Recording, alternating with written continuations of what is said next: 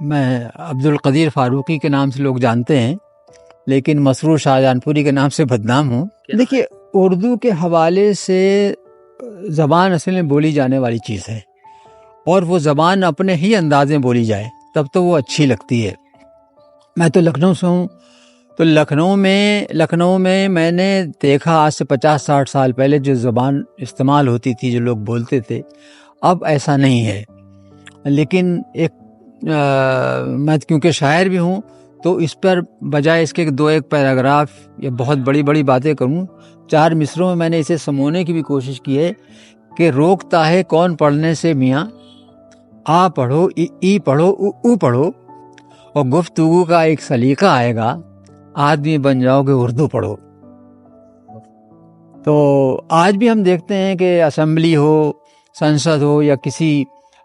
کوئی اور سیاسی میٹنگ ہو جہاں بھلے مسلمان نہ ہوں، تو وہ اپنی بات کو پرزور انداز میں رکھنے کے لیے کبھی غالب کا، کبھی اقبال کا، مجبوراً شعر ان کو پڑھنا ہی پڑتا ہے۔ اور بہت تعجب کی بات میں بتاؤں کہ میں ایوریج انٹر کالج میں پڑھاتا تھا شاہجہان پور میں، تو ہمارے ایک ساتھیوں میں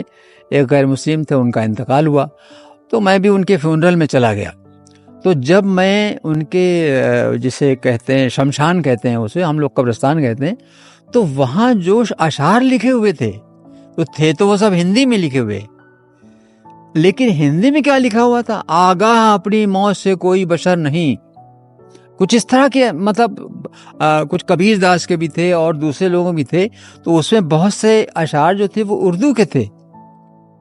تو مجھے مطلب یہ سوچنا پڑتا ہے کہ اس زبان سے نفرت بھلے کتنی کر جائے، لیکن وہ وقت کی ضرورت بھی ہے۔ لیکن ہماری سب سے بڑی کہنا چاہیے تھوڑی سی بھول یا نادانی ہے کہ ہم نے اپنے بچوں کو کاروباری لحاظ سے انگریزی وغیرہ پڑھانے میں زیادہ ان کو توجہ دلائی، اور نتیجہ یہ ہوا کہ ہم اردو میں اب اپنے آپ کو کم حیثیت سمجھتے ہیں، اور یہ ایسا نہیں ہونا چاہیے۔ اب یہ جو مشاعرے ہوتے ہیں، نشستیں ہوتی ہیں، اس طرح کے ادبی تقریبات ہوتی ہیں، آپ کو بھی دیکھ کر بہت خوشی ہوئی کہ یہ آپ کی کاوشیں دیکھ کر لگتا ہے کہ کہیں نہ کہیں آپ کے دل میں بھی اس قوم کے لیے ایک ہمدردی ہے، ایک محبت ہے، اور آپ بالکل جس طرح چیونٹیاں شکر کو ڈھونڈتی ہیں کہ کہیں سے کچھ شیرینی مل جائے، کہیں سے کچھ ایسا مواد مل جائے کہ ان کی زندگی بڑھ جائے، تو یہ ناگفتہ بے حالات میں بھی آپ ماشاءاللہ لوگوں کا انٹرویو لے رہے ہیں، ان کے خیالات جاننے کی کوشش کر رہے ہیں، اور ہو سکتا ہے اس کوشش سے لوگوں کے دلوں میں وہ بات پیدا ہو جائے جو آپ چاہتے ہیں۔ آپ یہی چاہتے ہیں کہ ہم اپنی زبان کو جو ہے محبت کے ساتھ اس کا استعمال بھی کریں، سیکھیں بھی، اور دوسروں کو بھی سکھائیں۔ کیونکہ بات اردو کی چل رہی، تو میں اردو کے متعلق جو کچھ میں نے سوچا تھا کہ کیونکہ طنز و مزاح کا شاعر ہوں، تو لوگ چاہتے ہیں کچھ ایسی بات کہی جائے جو تھوڑی ہنسی مذاق کا بھی ایک پہلو لیے ہوئے ہو۔ تو انگلیاں گھس گئیں دن رات لگا کر منجن، اور کولگیٹ روز کیا یوز نہ خوشبو آئی،